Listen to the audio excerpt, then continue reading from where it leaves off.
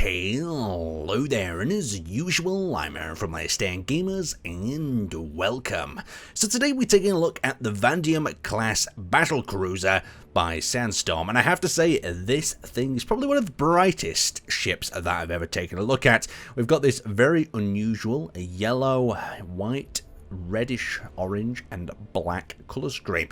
I have to say it's pretty damn cool though, so let's start with our usual exterior tour and then we'll dip inside and see what makes this thing tick. Now this is a completely vanilla design, so starting at the front here, you'll actually notice there is a gap in the middle. We're using some of the new DLC thrusters here, and you can see we've got these two antenna sort of pillars sticking off from the side, once again color coded, and as we work our way in here we're met by four thrusters thrusting in either direction, and we've got the no docking signs just in case, you know, the odd passerby decides to dock straight in here, and what's likely to happen is he's going to get plowed through and you're going to break his double layered windows. Now, not giving you too much away, there is a little hangar bay inside there, but let's work our way down the sides. So you can see we've got a traditional sort of wedge type design here that's staggered to create this lovely smooth transition between the blocks. But let's take a look at the further detailings that we've got going on here. So in this coloured section we've got a use of some of the catwalk blocks, some of the piston heads,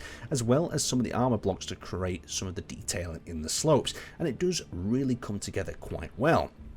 Now, working our way around the side, I'm actually having a look for any missile launchers that are painting or facing straight forward, and I don't actually see any. But as we work our way down the back or the sides, you'll notice we've got a selection of both Gatling and missile turrets. So it looks like we've got three on the top deck there, three Gatling guns on the bottom, and missile launchers in the center. Having a look into this section, it looks like to create some detail in here, we've got a cut down wheel block. Underneath, we've got a repeat of the weapons and firepower that are on the top deck, and it's pretty much symmetrical on top and bottom. There's a few differences in the middle area that we'll go on to though. So as we work our way back, you'll notice various different little pillars extending out, performing communication. In this sort of version, it's actually an ore detector on the end, so you could detect ore on an asteroid or a planet if you could actually visit it. Of course, this one does struggle quite a bit when it does go down to planets if they don't have a low gravity. So coming into this section, you'll notice we actually have these hangar doors here. These are all large blast door constructions, and as we wrap ourselves underneath, you'll notice we've got some landing gears down here as well as a connection type pod. We've also got ore detectors around the connector in here, and this is where the ship gets really interesting. You can just see how they've layered up the detailing all the way to each of these extents here, and we've got some more pillars with various other communication devices on. Now, coming around the side, you can see we have got the beautiful little bit of lettering on a small ship block. Now, letter blocks are available to us now, but still, it looks really nice when it's nice and embossed like this on the side of the ship. Now, working our way up the deck, we've got more turrets on either side, and we've actually got a side missile battery here. These could be quite vicious if you do happen to pull alongside another ship, or you can't line a shot up with all the turrets. Another hangar, of course, on this side. Now, up here, we've got the large monitoring bridge. From here, you can see the whole of the deck, so let's just get a view from the perspective. Ooh, very, very nice indeed. And you can see it's tucked in with the blast door blocks on top, heavily protecting it. And as we work our way around the side here, not to forget some of the extra missile batteries over on this side, it curves around where we've got this cool little airlock at the back, and just take a look at the detailing on these thrusters. So we've actually got a projector block in here creating the thrust effect as well as a nice bit of lighting use.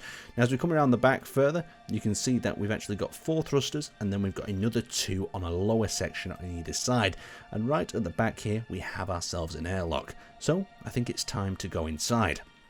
So entering through the rear cargo airlock, you can see we've got a little bit of a cargo connector. We've obviously had some rotors and pistons offloaded on here. We're going to enter into the hull of the ship. So we've got a large hangar here at the back with also a little bit of processing mixed in for good measure, and we've got plenty of connectors either side. Now, these airlock doors are the standard sort of one from the DLC. Let's just have a quick look here. So you can see you can access them either by pressing this, or you can access a button panel. So you can see just nice basic doors, get through with your small ships and launch them at will. As we move into this section, you'll notice we have a button panel. This is kind of quite a large open area for a ship of this size. Usually they force you through lots of narrow corridors. It's a nice little change. Down here we've got the reactor bay. So you can see the reactors are illuminated like so. Lots of bright colours going off on the design, and that's something I really respect. I like a quite well lit ship, especially when it's using a nice range. I'm guessing this guy's PC has RGB lighting. I mean, was anyone else thinking that, or is that just me? But here we've got some gyroscopic pillars for controlling various areas, and we've also even got some parachutes in here, maybe in case it has some sort of crash landing.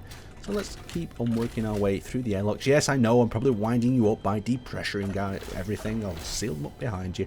So there we go. We've got ourselves the two little welding / salvage ships on either side here. So these can be used to construct ships or grind them down. Especially useful for using in some routine repairs on the outside of the ship. But you can see the detail in these. A lot of colours going on once again. So let's enter in some of these areas up above. So as we use this staircase and we head up to the upper floor area, we're actually out onto the main deck, and you can see through the window we looked through before there the hangar bay is. So I'm going to actually jump into my spectator camera and just give you a quick look through the floor. So a lot of this ship is blast doors or reinforcements for turrets and detailing. So you can see we've got them large spaces on either side. We've got the large hangar bay at the rear there. So let's keep having a peek behind the scenes and see what makes this thing tick. So you can see we've got a docking system over here. This looks like this looks quite dangerous. Is this some sort of merge block connection thruster? It looks like it's having a little bit of a shake, whatever's going on there. That might be connecting either two parts, or alternatively maybe that's some sort of merge block bomb, but where would that fall out of? There's a lot of these little connectors here, unless these are designed as a clang drive mechanism. We'll have to see when we get up to the bridge anyhow. That's the usual way of learning how these ships work. So that's pretty much all of the lower compartments we've looked at. So let's head up to the upper areas. So if we moved from the main auditorium, we actually come up to this area that the bridge is in. Now this bridge might have some more work to be done on it, but let's take it for a little bit of a test spin. So we've got unlock, lock, let's just have a quick read, make sure. Landing gears merge, refueling connector, and EPD engines. Okay, yeah, so we are getting some clang going on inside. Let's have a little bit of a test, and it does move like a super heavy ship. You can see the writing on the roof there, but it does look absolutely beautiful. It just needs some refinements and maybe a little bit of explanation of exactly what all the merge blocks are doing there inside. Let's check the other menus, see if there's anything else. No, there's not particularly much else. So our acceleration is pretty damn good. Let's just slow ourselves down for the moment. Let's check at that again. So I'm guessing the acceleration could be to do with the clang drives, because I don't normally see an acceleration like that with thrusters. So that's what I'm guessing is happening here. Very interesting indeed. Clang drives is never something I recommend. It can cause a lot of lag, especially on the server side of thing. Let's have a look at that. Yeah, we've got instant acceleration. There's definitely a clang drive of some kind at work here. And that deacceleration is absolutely crazy. A very, very cool ship. Let's just check its roll capabilities. Very nice indeed. I can't wait to see how this ship continues to develop. I wonder if there's going to be more in terms of interior, because the external looks of this ship is absolutely beautiful. I do love the strong contrasting colours as well. Really nice indeed. Anyway, I'd like to thank you guys for watching, and if you want to check out this design, there'll be a link to it in the description below. There's definitely some systems on board here that are very, very interesting. Anyway, I'll see you next time.